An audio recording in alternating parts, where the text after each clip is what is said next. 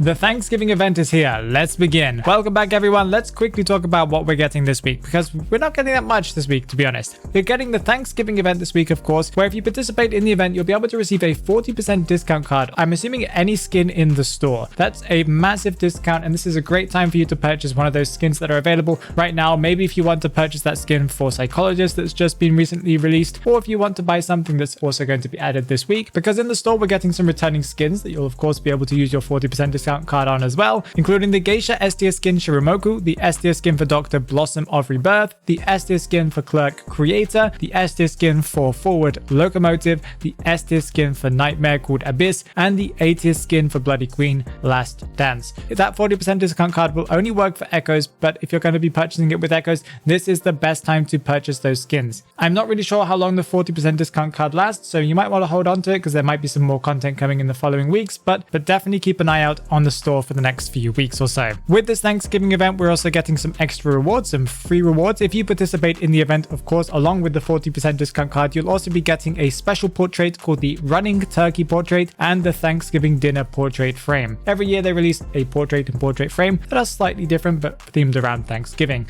So this year's one is kind of, I think, little girl themed if I remember correctly. The third week of the Ashes of Memory event is here, meaning that we'll be able to finally purchase the 2 pieces of furniture that are in the event shop that we weren't able to purchase. I'm not really sure why they made it so that the last week would only contain 2 furniture pieces, why they couldn't just release those all last week, but finally you'll be able to purchase the 2 A tiers, including the A tier furniture piece called Flames of Immolation that is a bonfire. I'm assuming you can turn the bonfire on or off. It looks a lot like the bonfire that is in Darkwoods, but maybe it will have some other interactions as well. And we'll also be getting the Flawed Residual Image that is an A tier piece of furniture as well, that is a painting. It looks like it can also have some type of interaction or change. Maybe you'll be able to change which painting is revealed on it. Not really sure, but it's still interesting to see. I'm sure this week they'll kind of show us a video or something about what it can do. And another thing we're getting this week is Sculptor's Character Day that's coming on the 17th. I believe this is going to be her 3rd character day, and that means that she's going to be getting some cool things. If you haven't got any of her birthday items before, you'll be able to, of course, do the usual and collect them. As far as I know, that's all that's coming this week. They might add some new features to the game, maybe some of the stuff they talked about in the Q&A, but let's talk about what's coming from the future. They've given us a better look at the skins for the xxxHolic crossover. They've kind of given us a higher resolution image of all of the skins, including the A tier skin for little girl called Kohane Tsuyuri. Looks very fancy,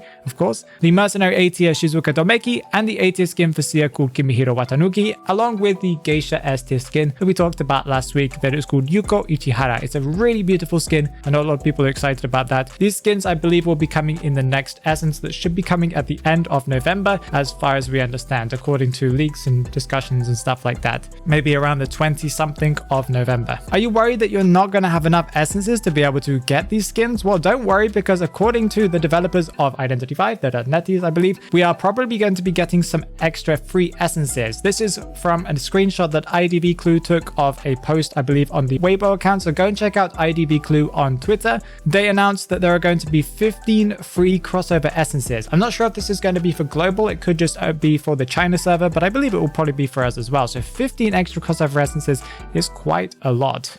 As for some more rumors, this time not from IDV Clue, but from IDV Curiosity over on Twitter. Once again, check them out. I talk about a lot of their leaks all the time. There are going to be some high tier skins coming for Nightwatch and also for Photographer. I'm wondering if they're going to be upcoming essences or if they're going to be skins that are added to the store. I don't really know what they will do for Nightwatch. I'm very curious to see though. And Photographer does get skins occasionally, but I'm wondering if he's going to be getting an S tier skin because he does get a lot of A tiers. Interesting. I also want to say that it's possible that we might see some adjustments for Fool's Gold this week, as he's kind of been out for a little bit more time now. More people have had access to him, and Netis has been able to see if he's balanced, too strong, too weak, and that means that they'll probably be doing some minor adjustments, maybe adjusting his ability cooldowns and stuff like that. So if you don't understand how to play Fool's Gold, or you don't understand what his abilities do, then I've got a video right on the screen right now that will explain all Hunter's abilities as fast as possible.